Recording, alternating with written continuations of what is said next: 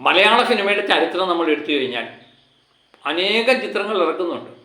ഓരോ കൊല്ലവും നൂറുകണക്കിന് ചിത്രങ്ങളാണ് തിയേറ്ററിൽ റിലീസാകുന്നത്. എനിക്ക് തോന്നുന്നു ഓരോ മാസവും 30ഓളം ചിത്രങ്ങൾ റിലീസ് ചെയ്യുന്നു. പലപ്പോഴും ഒന്നോ രണ്ടോ ചിത്രങ്ങൾ മാത്രമേ ശ്രദ്ധിക്കപ്പെടാറുള്ളൂ. പേര് പോലും ശ്രദ്ധിക്കുന്നത് ഒന്നോ രണ്ടോ ചിത്രങ്ങൾ, അത് വിജയിക്കുന്നത് തന്നെ അപൂർവമായിട്ടാണ്.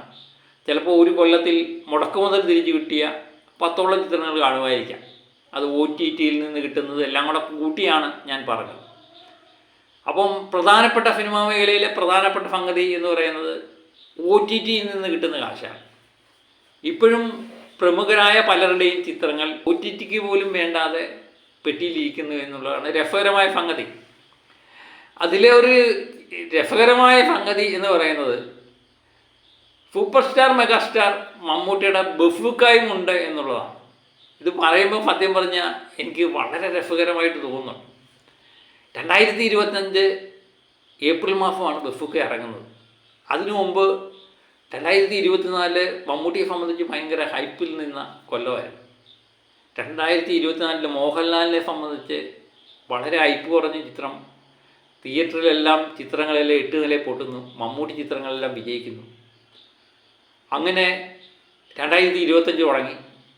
എമ്പുരാൻ്റെ റിലീസുമായിട്ട് ബന്ധപ്പെട്ട വാർത്തകൾ വരുന്നു. ഇതിനിടയിൽ മോഹൻലാലിൻ്റെ ഒരു കുഞ്ഞു ചിത്രം തുടരും എന്ന ചിത്രം രജപുത്ര രഞ്ജിത്ത് ഇറക്കുന്നു, തരുൺമൂർത്തി സംവിധാനം ചെയ്യുന്നു. ജനുവരിയിലാണ് റിലീഫൊക്കെ ഡേറ്റ് നിശ്ചയിച്ചത്. പക്ഷേ അന്ന് ഡേറ്റ് മാറ്റി വെക്കേണ്ടി വന്നു. അതിനൊരു കാരണമായിട്ട് പറഞ്ഞത് OTTയിൽ ഈ ചിത്രം വിറ്റുപോയില്ല. അതുകൊണ്ട് OTT വിറ്റതിന് ശേഷം മാത്രമേ ഈ ചിത്രം ഇറക്കുന്നുള്ളൂ എന്ന് നിർമ്മാതാവ് കൃത്യമായിട്ട് നിലപാടെടുത്തുകൊണ്ട് ഈ ചിത്രം മാറ്റിവെച്ചു. അന്ന് മമ്മൂട്ടിയുടെ ഫാൻ പേജുകളിലൊക്കെ വന്നൊരു വാർത്തയുണ്ട്, മോഹൻലാൽ ചിത്രങ്ങൾ തിയേറ്ററുകാർക്കും വേണ്ട OTTക്കും വേണ്ട എന്ന് പറഞ്ഞുകൊണ്ട് നിരന്തരം മോഹൻലാൽ വിമർശകരെല്ലാവരും കൂടെ നിറഞ്ഞാടുന്നതൊക്കെ ഞാൻ പല വീഡിയോയിലും കണ്ടു.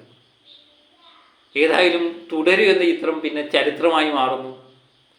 OTTയിലും വന്നു. അതിനോടൊപ്പം റിലീസ് ചെയ്ത ചിത്രമാണ് ബഫൂക്ക. സ്റ്റൈലിഷ് ലുക്കിൽ വന്ന ബഫൂക്ക ഡിനോ ഡെനീസാണ് സംവിധാനം ചെയ്തത്.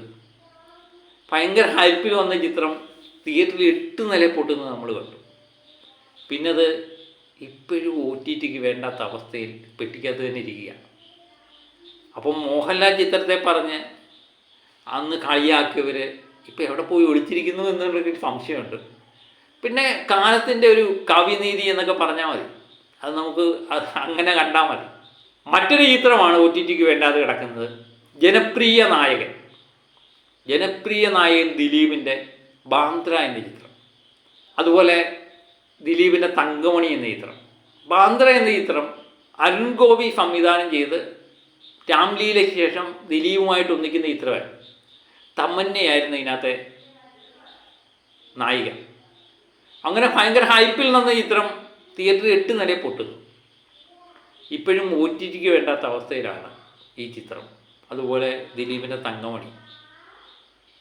മറ്റൊരു ചിത്രമാണ് ഹനീഫ് അദേനി സംവിധാനം ചെയ്ത് നിവിൻ പോളി നായകനായ ചിത്രമായിരുന്നു രാമചന്ദ്ര ബോസ് ആൻഡ് കമ്പനി. പേരൊക്കെ ഭയങ്കര ഹൈപ്പിലായിരുന്നു. ഈ ചിത്രം വന്നതും പോയതൊന്നും ആരും അറിഞ്ഞില്ല. അവസാനം OTTക്ക് വേണ്ടാത്ത അവസ്ഥ. അതുപോലെ 1-2 ചിത്രങ്ങൾ വേറെയുണ്ട്. നമ്മുടെ പൃഥ്വിരാജ് നായകനായ 2026 ഇറങ്ങിയ വിലായത്ത് ബുദ്ധ. ഈ ചിത്രം OTTയിൽ ഇപ്പോഴും റിലീഫായിട്ടില്ല. റിലീഫ് ചെയ്ത ചിത്രമല്ലേ, അതുകൊണ്ട് ചിലപ്പം ഒരു പക്ഷേ ഈ മാസം ലാസ്റ്റുമൊക്കെ ഈ കൊല്ലം ലാസ്റ്റുമൊക്കെ റിലീഫ് ചെയ്യാനുള്ള സാധ്യതയുണ്ട്. പിന്നൊരു ചിത്രമാണ് നമ്മുടെ ഗെറ്റ് ഫിറ്റ് ബേബി. മാർക്കോയ്ക്ക് ശേഷം ഉണ്ണി മുകുന്ദൻ മലയാള സിനിമയിലെ സൂപ്പർ സ്റ്റാർ ആവുന്നു എന്നൊക്കെ ഭയങ്കര ഹൈപ്പിൽ ഇറങ്ങിയ ചിത്രമാണ് ഗെറ്റ് ഫിറ്റ് ബേബി എന്ന ചിത്രം. അതും OTTക്ക് വേണ്ട. ഈ OTTക്ക് വേണ്ടാത്ത ചിത്രങ്ങൾ എന്ന് പറയുമ്പോൾ നമ്മൾ കണക്കാക്കുന്നത് എന്ന് പറയുന്നത് ഏതെങ്കിലും കാശ് മുടക്കി ഈ ചിത്രം ഇറക്കിക്കഴിഞ്ഞാൽ ഇത് കാണാൻ OTTയിലാനും കാണാൻ ആൾ വേണ്ടേ? കാണാൻ ആളുണ്ടെങ്കിൽ മാത്രമല്ലേ പരസ്യത്തിലൂടെയൊക്കെ ഇവർക്ക് മുടക്കിയ മുതൽ തിരിച്ചു കിട്ടത്തുള്ളൂ. അതുകൊണ്ടാണ് ആർക്കും വേണ്ടാതെ വരുന്നത്. അതിപ്പം ആർക്കും കാണാനും താല്പര്യമില്ല, OTTക്കും വേണ്ടാത്ത അവസ്ഥ. ഇതിലും വലിയ രസകരം എന്ന് പറയുന്നത്, ഞാൻ പറഞ്ഞില്ലേ 2025 പലരും പറഞ്ഞ വാക്കുകൾ, മമ്മൂട്ടി ഫാൻ പേജുകളിലൊക്കെ വന്ന വാക്കുകളായിരുന്നു. മോഹൻലാലിനെ OTTക്ക് വേണ്ട, മോഹൻലാൽ തകർന്നു പോയി, മോഹൻലാലിൻ്റെ മുഖത്ത് പാവം വരില്ല എന്നൊക്കെ പറഞ്ഞ ആ മോഹൻലാലിൻ്റെ ഒറ്റ ചിത്രങ്ങൾ പോലും OTTക്ക് വരാതിരുന്നില്ല എന്നുള്ളതാണ് ഏറ്റവും രസകരമായ സംഗതി. പലരും മോഹൻലാലിനെ കളിയാക്കി പറയാറുണ്ട്, മോഹൻലാലിൻ്റെ മരക്കാർ, അറബിക്കടലിൻ്റെ സിംഹം, അതുപോലെ ബെറോഫ്, ഈ ചിത്രങ്ങളൊന്നും തിയേറ്ററിൽ വിജയമായില്ല. പക്ഷേ തിയേറ്ററിൽ വിജയമായില്ലെങ്കിലും അത് OTTയിൽ വന്നു എന്നുള്ളതാണ് ഏറ്റവും വലിയൊരു രസകരമായ സംഗതി. അത് OTT വരികയും ചെയ്തു, ജനങ്ങൾ കാണുകയും ചെയ്തു. പക്ഷേ ഭയങ്കര പുഷപ്പൊക്കെ ചെയ്ത പല ചിത്രങ്ങളും OTTക്ക് പോലും വേണ്ടാത്ത അവസ്ഥ. ഇത് നമ്മൾ പലപ്പോഴും പറയത്തില്ലേ, അടി കൊണ്ട് വീണവനെ നമ്മൾ കുത്തി മുറിവേൽപ്പിക്കുന്നത് ശരിയല്ല. അതുകൊണ്ട് മാത്രമാണ് നമ്മൾ ഇതൊക്കെ അങ്ങ് വിടുന്നത്. ചിലരുടെയൊക്കെ വീഡിയോ കണ്ടു കഴിയുമ്പോൾ നമുക്ക് തോന്നുന്നത് മാളത്തിരിക്കുന്ന പാമ്പിനെയുണ്ട് എൻ്റെ കുത്തി നോവിപ്പിച്ചുകൊണ്ടിരിക്കുക. പല കാര്യങ്ങളും ഒരുപക്ഷെ നമുക്ക് പുറത്ത് പറയേണ്ടി വരും അല്ലേ. ആ അവസ്ഥയിലേക്ക് പലരും മാറുന്നുണ്ട്.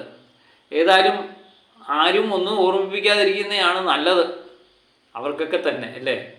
അതുകൊണ്ട് നമ്മളൊന്നും പറയുന്നില്ലേ, എല്ലാം ഇവിടെ വെച്ച് നിർത്തുകയാണ്. അപ്പോൾ ഇങ്ങനെയൊക്കെ OTTക്ക് വേണ്ടാത്ത പല ചിത്രങ്ങളും ഉണ്ട് എന്ന് ഞാൻ ഓർമ്മിപ്പിച്ചതേ ഉള്ളൂ. അപ്പം മറ്റൊരു വീഡിയോയുമായിട്ട് വീണ്ടും ഞാൻ എത്തും വരെ ഓക്കെ ബൈ.